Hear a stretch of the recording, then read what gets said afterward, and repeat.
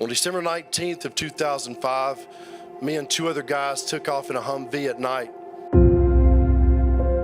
One thing I didn't see that night was a tripwire stretched across the road. When my front tires hit it, it detonated a roadside bomb large enough that when it hit my door, it threw this 9,000-pound armored Humvee flying through the air and landing in a canal running adjacent to the road. It was all news to me to find out that I lost my left leg above the knee. There's a huge hole in my jaw. My arm was taken off immediately. And I found myself in this depression. The worst part of this depression was I was in this stage of denial for a long time. That was 5 years of not being the person that I wanted to be. But it was being active. It was getting out, challenging myself that had to happen. And that's what No Barriers does.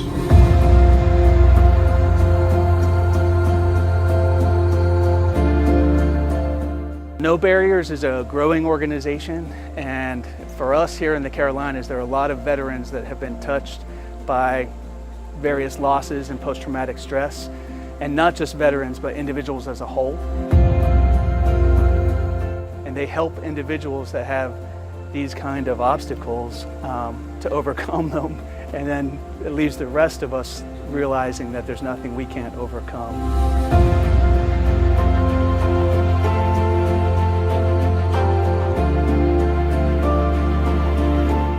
This evening is the big gala where we support our veterans, specifically No Barriers and the good work that they do. And hopefully with the support that we offer here, they can become a real force.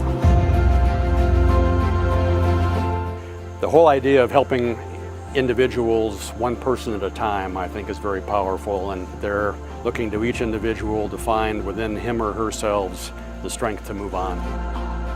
You know, with any organization, nothing happens without sponsorship and funds. That's what's going to keep this going, because there's going to be generation after generation of men, women, and children that are going to need what No Barriers has to offer.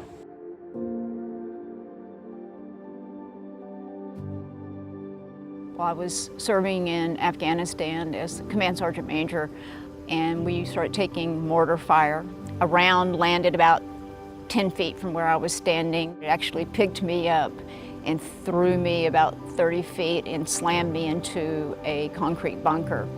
So that ended my 27-year Army career that day.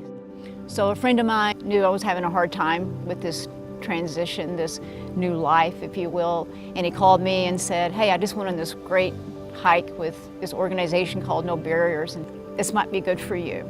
And when I was interviewing, I told him everything that was wrong with me. I said, "I'm deaf, I have a traumatic brain injury, I have PTSD, I have a right side weakness." And they go, "Well, you're exactly what we're looking for."